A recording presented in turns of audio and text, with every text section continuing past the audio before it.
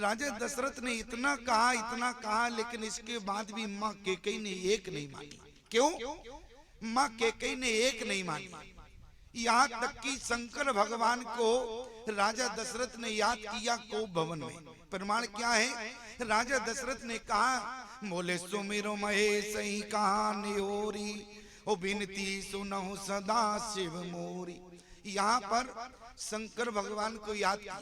शंकर भगवान अयोध्या में आने लगे। बाप पार्वती बोली, कहाँ जा रहे हो तैयार होकर? शंकर भगवान ने कहा, अरे चक्रवर्ती सम्राट राजा दशरथ याद कर रहे हैं। बोले सुनो, ये तो बात ठीक है, तुम्हारी बात समझ में आई, इसलिए आप जा रहे हैं, लेकिन एक बात पत्नी की भी मानो।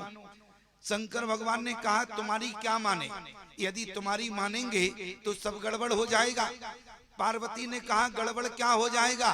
शंकर भगवान ने कहा कि एक दिन हम अयोध्या गए थे, कितने पापड़ बेलने पड़े, इसके बाद भी ठीक से राम का दर्शन नहीं हो पाया। इसलिए पार्वती, आज स्वयं राम के पिता दशरथ मुझे याद कर रहे हैं, इसलिए मुझे जाने दो। लेकिन शंकर भगवान ने माँ पार्वती की एक न मानी। पार्वती ने कहा, देखो तुम विश्व के नाथ हो, यदि तुम जाओगे तो स्थिति गड़बड़ हो जाएगी। शंकर भगवान ने कहा, वो तो बात ठीक है पार्वती, लेकिन विचार तो करो, आज स्वयं राम के पिता अयोध्या में मुझे बुला रहे, इसलिए मुझे जाना चाहिए। लेकिन पार्वती ने कहा, मैं इसलिए समझा रही हूँ क्योंकि अयोध्या की जो स्थिति है इस समय में देख रही हूँ वो ठीक नहीं चल रही। क्या है? अयोध्या में इस समय 7.5 का प्रयोग हो गया, और 7.5 में तुम जाओगे, अभी तो मैं देख रही हूँ कि माँ कैकेयी बदनाम हो जाएंगी, और कहीं आप भी बदनाम हो गए तो गड़बड़ हो जाएगा। अभी तो लोग यही कह रहे हैं कि गारी सकल कैकेयी देही। अभी सब लोग कैकेयी को दोष देंगे, लेकिन यदि तुम चले गए तो सब यही कहेंगे शंकर जी ही आके कराए, शंकर जी ने ही आके अयोध्या में ये जो घटना घटी। इसलिए माँ पार्वती ने कहा कि आप हमारे ही नाथ नहीं, पूरे विश्व के नाथ हैं, इसलिए निवेदन है कि आप अयोध्या ना जाए। शंकर भगवान ने एक न मानी।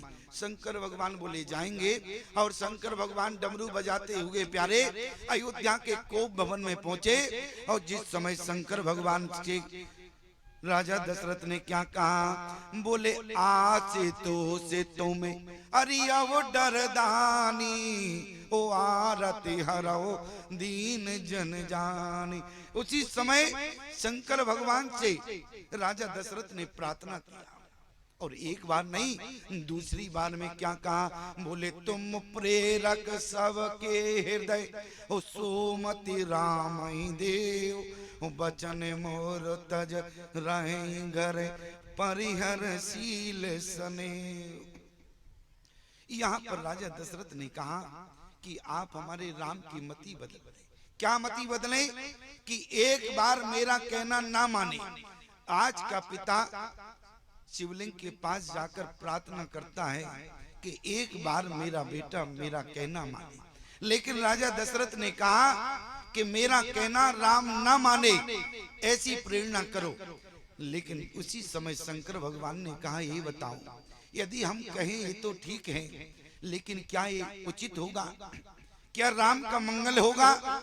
यदि राम को तुम अयोध्या में रोक रहे हो तो क्या राम का मंगल होगा? लेकिन राजा दशरथ ने विचार किया, प्यारे मैं आपसे निवेदन करूं, जिस समय राजा दशरथ ने कहा कि आप राम की मति बदलें, उसी समय दशरथ ने श्री शंकर भगवान ने कहा, यदि राम की मति ना बदले तुम्हारी बदलने तो क्या दिक्कत है?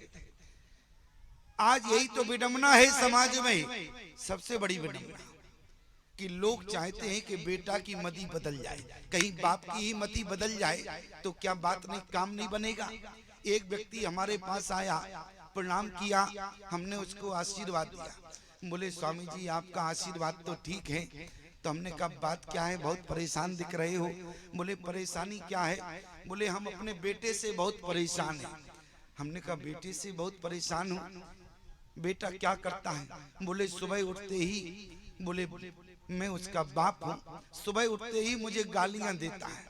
तो हमने कहा गाली देता है, ये तो बहुत गड़बड़ बात है। बोले आप यदि हमारे घर चलें और थोड़ा समझा दें, आप हमारे घर चलें थोड़ा समझा दें तो बहुत अच्छा रहेगा, क्योंकि आप इतने लोगों को समझाते हैं तो आपकी बात कहीं मान जाएगा तो मेरा बेटा सुधर जाएगा। हमने कहा एक बात बताओ, कहीं हम घर गए और बेटे ने हमारी ना मानी, हमें ही उल्टी गालियां दे दी तो क्या होगा? बोले नहीं, आप संत हैं, आपको गालियां नहीं देगा, आपकी बात कम से कम सुनेगा। तो हमने कहा एक काम करो। बोले हमने कहा हम बेटे को ना समझा पाए लेकिन कहीं बाप को समझा दें तो कैसा रहेगा? बोले बाप तो आप देख रहे हैं सुधरा है, आप एक काम करें बेटे को समझाएं। हमने कहा हम बेटे को नहीं, हम बाप को समझाते हैं, हम बाप की ही मति बदल देते हैं। बोले बाप की कैसी मति बदलोगे? हमने कहा एक काम करो, बेटा नालायक है, तुमको गालियां देता है, तो कल हमारा विदाई का समय है, क्योंकि कल कथा का विश्राम दिवस है। तो हमने कहा एक काम करना, कल ठीक 6 बजे कथा विराम होगी और तुम अपना बैग लगा के आ जाना, हमारे साथ गाड़ी में बैठ के चलना, चित्रकूट चलना, और वहीं हम तुमको ले जाकर नागा बना देंगे और निर्मोही अखाड़े में भर्ती कर लेंगे। उसने कहा कोई बात नहीं स्वामी जी, तुरंत कहा। बोले स्वामी जी ये बताओ, अपना बेटा है, 2-4 गालियां देता है, कोई फर्क नहीं पड़ता। अब मैं आपसे निवेदन करूं कि जिसकी बाप की मति बदलने में मैं असमर्थ हूं, भला बेटे की मति कहीं बदल सकता हूं? शंकर भगवान ने कहा, देखो ये बहुत आवाज खींच रहा है और कथा हमें विराम लेनी पड़ेगी। बोले रामचंद्र की जय। क्योंकि अभी तो 2 घंटे बोलना है। अब ठीक है, बिल्कुल ऐसे ही रहने दो, अब ज्यादा गड़बड़ मत करना। माइक को बिल्कुल ठीक बनाओ, अन्यथा तुम्हें जो चेक मिलेगी ना वो जाके बाउंस हो जाएगी, बिल्कुल उसमें पेमेंट नहीं होगा। ऐसे खाते की चेक दी जाएगी, बाउंस ही हो जाएगी, तो तुम क्या काम करोगे? क्यों? अरे कम से कम अपनी तरफ से ध्यान दिया करो। तुम्हें नहीं लग रहा था क्या? अब देखो कि आवाज क्या है, क्या बोलने में हल्कापन महसूस हो रहा है। पहले पूरी ही आवाज माइक खींच रहा था कि तुम ऑपरेटर हो, कम से कम तुम्हें ध्यान देना चाहिए। तुम 6 दिन से देख रहे हो, मैं देख रहा हूं, तुमने पूरा हमारा गला ही यहाँ खराब कर दिया। अब दूसरी जगह वहां जाएंगे, वहां हमारी चेक बाउंस हो जाएगी। क्यों? यहाँ तो तुम्हारी चेक बाउंस होगी, अब यहाँ तो हमारी चेक बाउंस होगी, और जहां हम जाएंगे जंगलपुर लीटीपुर जहां जाना है हमें प्यारे, वहां हमारी चेक बाउंस हो जाएगी। कम से कम ध्यान दिया करो, वक्ताओं के माइक ही गला ही जान होता है। जब यहाँ आवाज ज्यादा खींचेगा तो दिक्कत खड़ी होगी कि नहीं होगी? मैं आपसे निवेदन करूं, आज शंकर भगवान ने कहा कि चक्रवर्ती सम्राट राजा दशरथ से आप बेटे की मति बदलने के लिए कह रहे हैं, मैं तो आपको समझा रहा हूं, आपका समाज में कैसा नाम रहेगा।